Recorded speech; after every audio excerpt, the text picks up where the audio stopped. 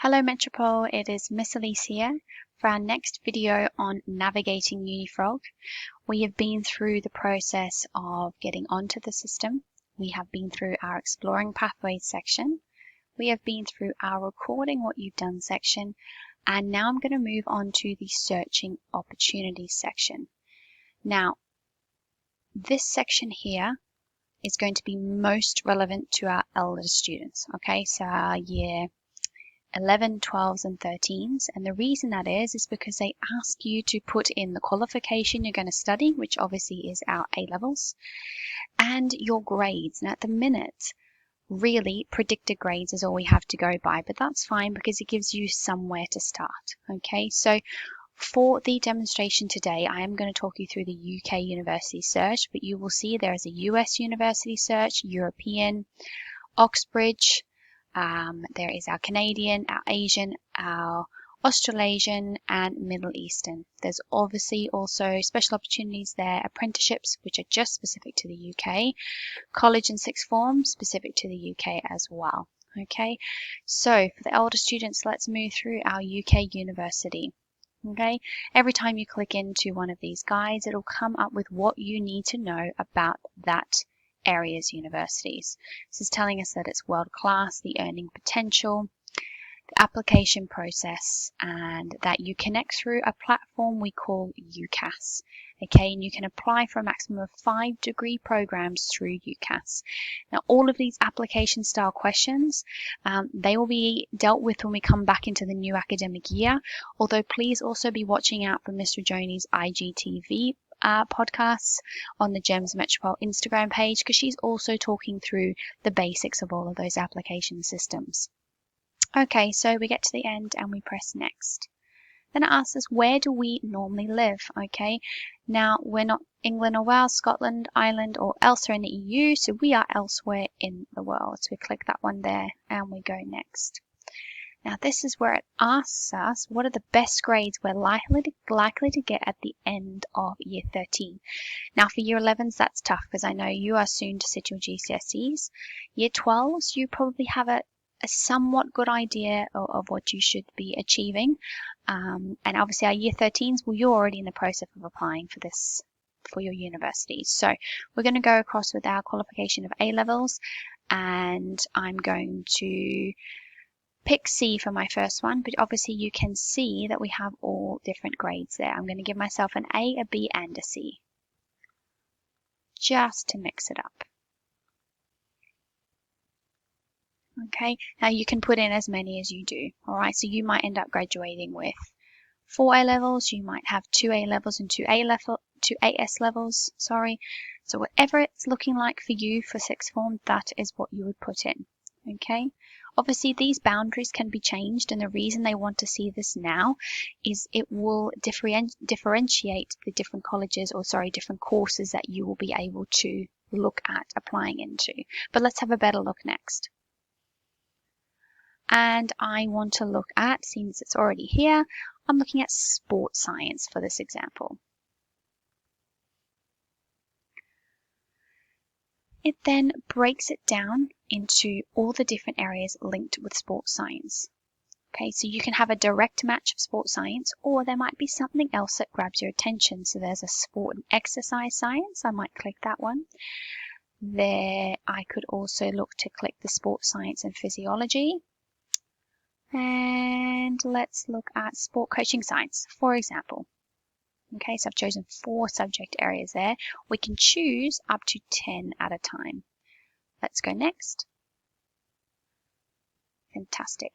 What that now gives us is 3 columns. It gives us an aspirational, a solid and a safe.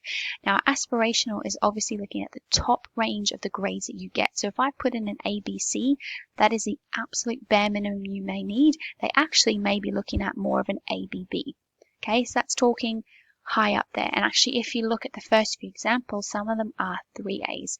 So that's that aspirational one we could be working really hard to achieve, but we would only want 1 out of our 5 for our UCAS to be an aspirational. Then we move across to our solid. Now it's in the middle. So what you've got at the moment should be a solid investment into that course. So for example, this first one is looking at a B, and a C. Now we said we had an ABC. So this is a fairly strong column for you to focus on. And then we have our safe one, okay, at the bottom. If something maybe didn't go quite right in your exams and you didn't come out with the grades you wanted, we always want some safe options.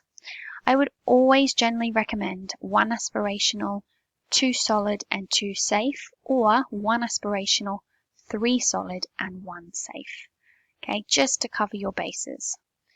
From here, okay, there are 2 areas you can use. You can use the rank or you can use the filter, and they look for different informations for you to whittle out the things that you're looking for. So if we look at rank, there are graduation ranks, the size of the uni, the hours of tutorials, the QS World rank, the distance from London, if that's something that is specific for you, what the social life is rated like, percentage that fall into graduate jobs, the salary, etc., or even the dropout rate.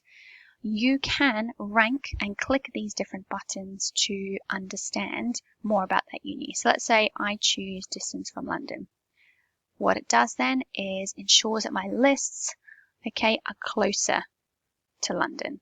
All right, so our first one here, for example, is King's College London, okay, London Metropolitan University. Whereas if I have that off, they will have some different universities through that list.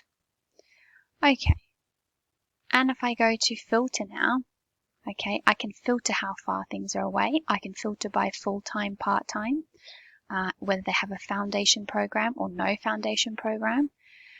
And please know that if you have a UK passport and you're applying as a UK passport holder, you cannot access the foundation programs. They are purely for our international students.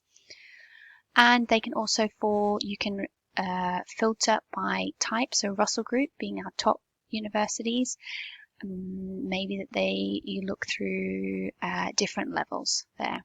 Okay, so you can rank. From there, we need to choose from the column. So if I go down, I really like King's College, this one. I really like Roehampton. I like Kingston. I like Kingston here as well, maybe Middlesex. Whatever it may be, you're going to look through those lists of those 3 columns. You can click as many as you like. I've chosen 5 for here, and then we go next 5 courses. Now what this does is it puts our 5 courses out into areas for us. At the top it shows us the map. Where are all of those universities? Because in the UK you choose by course, okay? You apply to the course, not the university. Whereas the USA, you apply to the university and you choose your course once you're there. So once we're in here, it breaks it down for us. The first one I chose was Sport and Exercise Medical Sciences, okay? Gives us a few pictures that we can look through about the university itself. It has a website link, an open day link, course page, finance page, a phone number, the Facebook page. There might be a Twitter or Instagram link here. Talks about the facts of the course, okay, how long it is. Generally, it will have the fees there, so that information is there for you. Talks about how we get into that program, what we need in the way of our A-level entry requirements, our English language requirements, university facts, where they sit in the world, full-time undergraduates, etc.